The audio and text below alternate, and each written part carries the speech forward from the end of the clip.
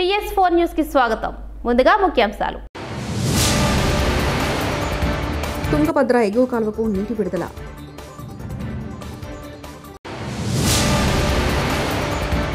మన దేశానికి బలమైన ఆర్థిక వనరు జనాభే సీఎం చంద్రబాబు.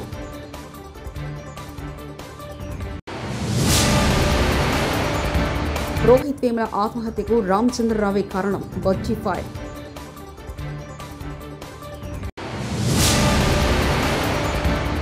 ధూపదీప నైవేద్యాలకు నోచుకొని ఆలయాన్ని తిరుమల తిరుపతి దేవస్థానం రక్షించాలి వెండి సంజయ్. తుంగభద్ర జలాశయం నుంచి ఎగువ కాలువకు గురువారం బోర్డు అధికారులు నీటిని విడుదల చేశారు. Tungabhadra board secretary ORK Reddy, C Narayana Naik, HLC EE Chandrashekar dam switch on చేసి నిర్వహణ చేశారు. అంతకుముందు బోర్డు అధికారులు డ్యాంపై పూజలు చేశారు. అనంతరం సాంప్రదాయబద్ధంగా వాయనం వదిలారు. భారతదేశానికి బలమైన ఆర్థిక వనరు జనాభే అని ఆంధ్రప్రదేశ్ ముఖ్యమంత్రి నారా చంద్రబాబు నాయుడు ఉద్ఘాటించారు. దేశమంటే మట్టి కాదోయ్, దేశమంటే మనుషులోనే అని గురజాడ అప్పారావు చెప్పారని ముఖ్యమంత్రి గుర్తు చేస్తున్నారు. ఆయన స్ఫూర్తిని అర్థం చేసుకుని మనం ముందుకెళ్లాలని చంద్రబాబు సూచించారు. ఫస్ట్ టైం ప్రపంచ జనాభా దినోత్సవాన్ని మనం జరుపుకుంటున్నాం. ఇంతవరకు ఒక మాటలో చెప్పాలంటే ఒక విధంగా అందరం కూడా జరుపుకున్నాం, కానీ ఈసారి ఫోకస్ పెట్టి ఈ కార్యక్రమాన్ని నిర్వహించడానికి కారణం ప్రత్యేకంగా భవిష్యత్తు ఏ విధంగా ఉండాలని ఆలోచించడం కోసం మనం ఈ కార్యక్రమాన్ని పెట్టుకున్నాం.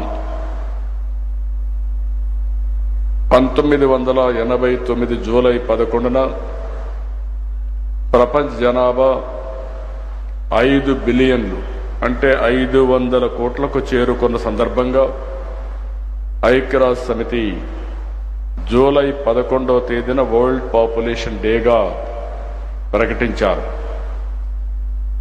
ఆ రోజు ముఖ్యమైన ఉద్దేశం జనాభా సమస్యని, సవాళ్లను చర్చించడానికి, పరిష్కారాలు చూపడానికి, మన భవిష్యత్తు అందించడానికి ఐక్యరాజ్య సమితి ప్రపంచ జనాభా దినోత్సవాన్ని నిర్వహించారు.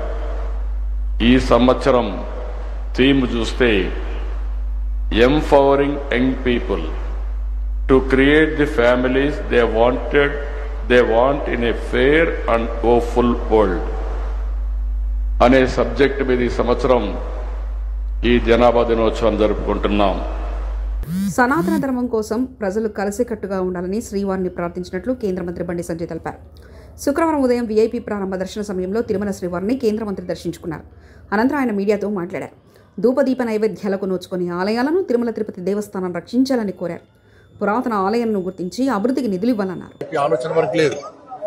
అటువంటి ఉద్యోగస్తులకు, అటువంటి వ్యక్తులకు టీటీడీలో ఉద్యోగాలు ఇవ్వడం ఏంది, వాళ్ళు ఇంకా కొనసాగించడం ఏంది? ఎప్పుడో ఒకసారి మార్పు జరగాలి. అరే గతం నుంచి ఉన్నారు వాళ్ళు, మేము ఏం చేయలేమంటే అది చేతకాంతనం అవుతుంది.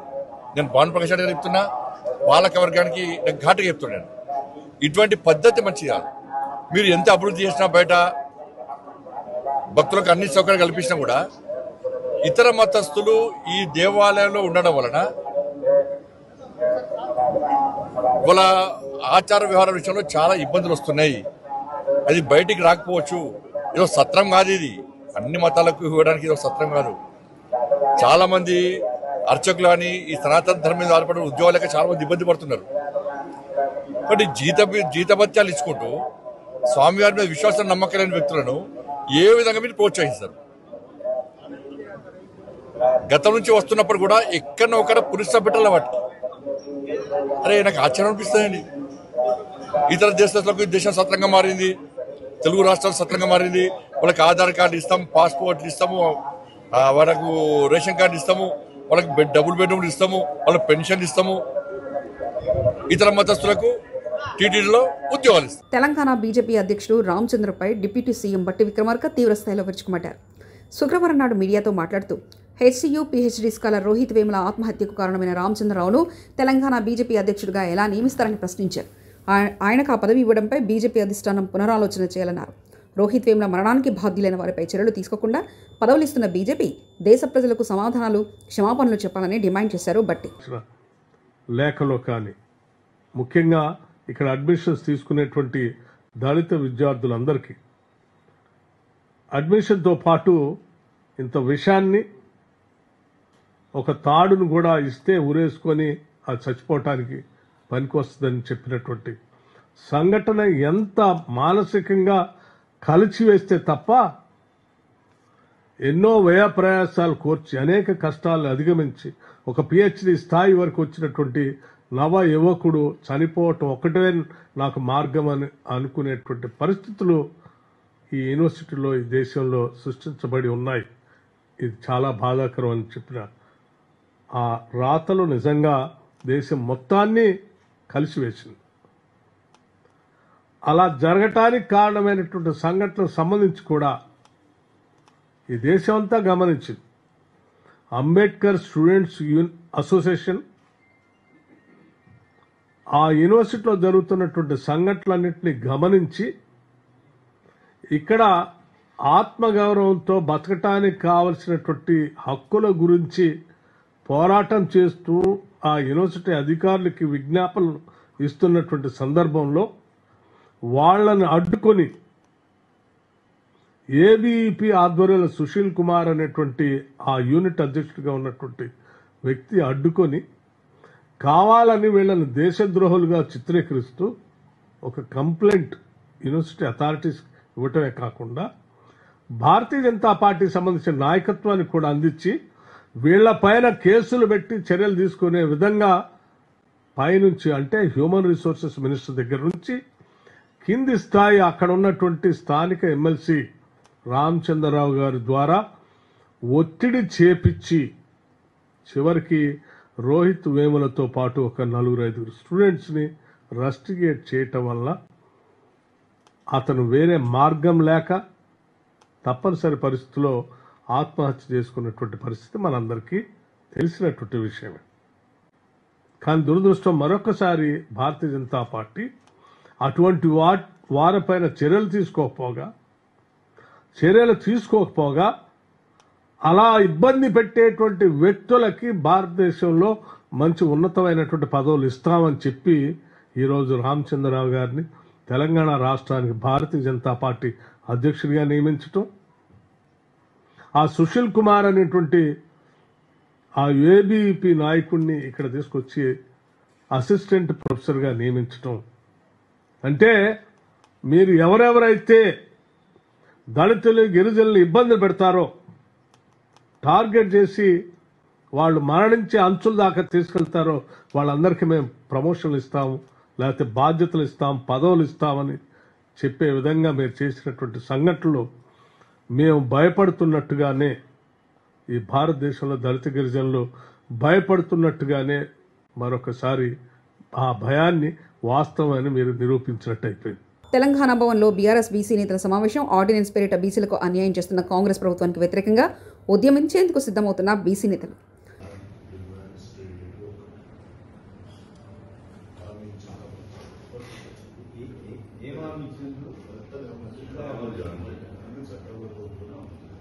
ఆర్డినెన్స్ ద్వారా 42% రిజర్వేషన్లు ఇస్తామని రేవంత్ రెడ్డి బీసీలను మోసం చేస్తున్నాడు.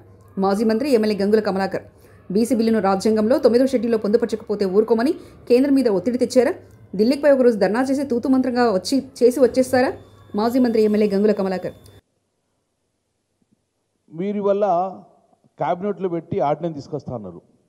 నేను రేవంత్ రెడ్డి ప్రభుత్వానికి సూటిగా ప్రశ్నిస్తున్నాను. నిజంగానే ఆర్డినెన్స్ ద్వారా రిజర్వేషన్ కలగాలంటే మరి 20 నెలలు ఎందుకు కాలయాపన చేశారు? 150-160 కోట్లు ఎందుకు ఖర్చు చేశారు? ఎందుకు కమిటీలు వేశారు? ఎందుకోసం మీరు ఇవన్నీ కాలయాపించారు? నిజంగానే ఆర్డినెన్స్ ద్వారా తీయాలనుకుంటే 20 నెలల ముందే ఆర్డినెన్స్ ద్వారా చేయొచ్చు ఎన్నికల ప్రక్రియ. అంటే ఒక మోసం చేసే ప్రక్రియ చేస్తుండ్రు. మళ్ళీ నేను ఒక్కసారి చెప్తున్నాను, ఇది మీరు ఏం ప్రెజర్ చేశారు? 1990లో జయలలిత గారు 3 సంవత్సరాలు ప్రెజర్ వేసుకొని 1994లో ఢిల్లీలో కూర్చొని ఒత్తిడి తెచ్చారు. మరి మీరేం తెచ్చిండ్రు ఒత్తిడి? ఒక్కరోజు ధర్నా చేసుకొని తూతు మంత్రంగా వచ్చేసిండ్రు. ప్రధానమంత్రి కలిసారా? ప్రెసిడెంట్ని కలిసారా? అఖిలపక్షాన్ని తీసుకువెళ్ళారా? వార్నింగ్ ఇచ్చారా?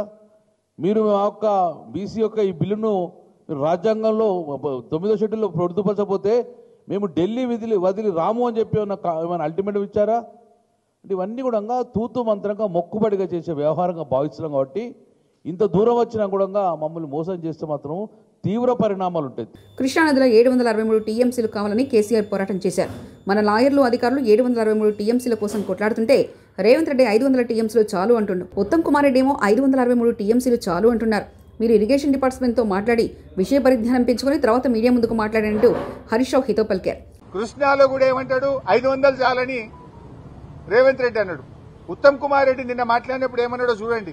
నిన్న పీపీటీలో ఉత్తమ్ కుమార్ రెడ్డి ఏమంటాడు, 573 టీఎంసీల కోసం ట్రిబ్యునల్ ముందు మా న్యాయవాదులు వీరోచిత పోరాటం చేస్తుండ్రు అన్నాడు.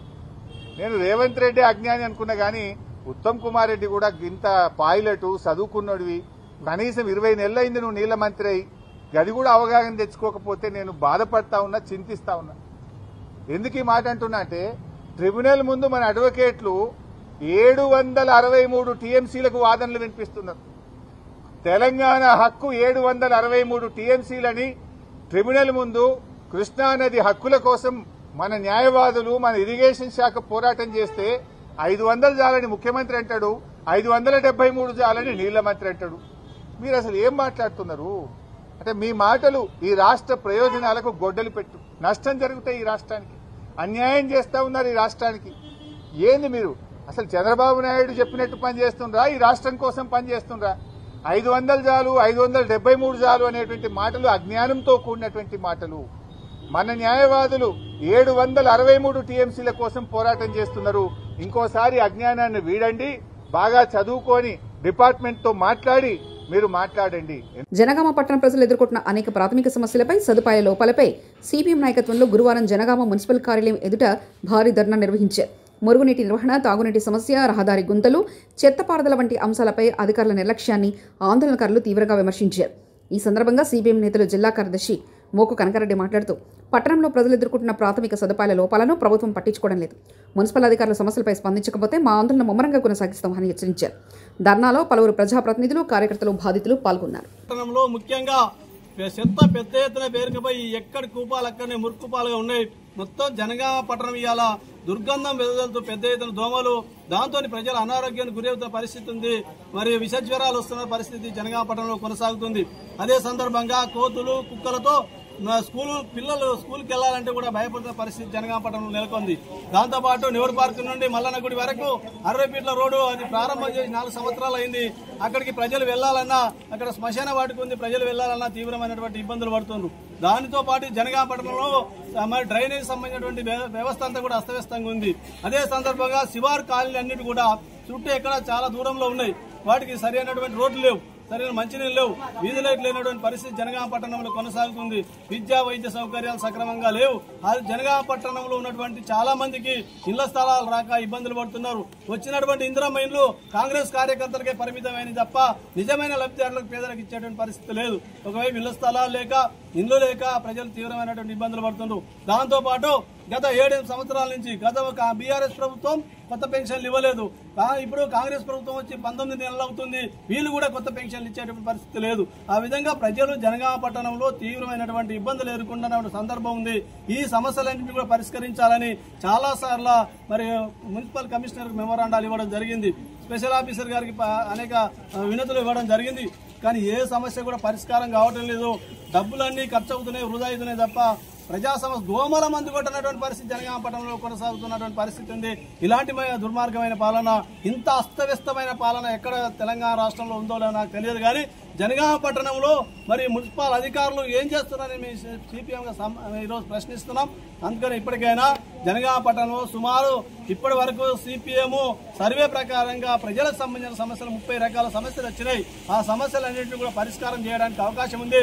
కొన్ని మున్సిపాల్తో సమస్యల పరిష్కారం వెంటనే అయ్యేటువంటి అవకాశం ఉంది. అది దోమల మందు కానీ, కుక్కల నివారణ కానీ, కోదల బెడద కానీ ఇవన్నీ కూడా మున్సిపల్. తుంగభద్ర ఎగువ కాలువకు నీటి విడుదల.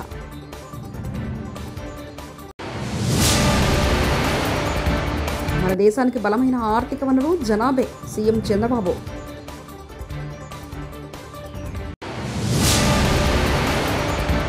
రోహిత్ వేముల ఆత్మహత్యకు రామచంద్రరావే కారణం, బొచ్చి ఫైర్.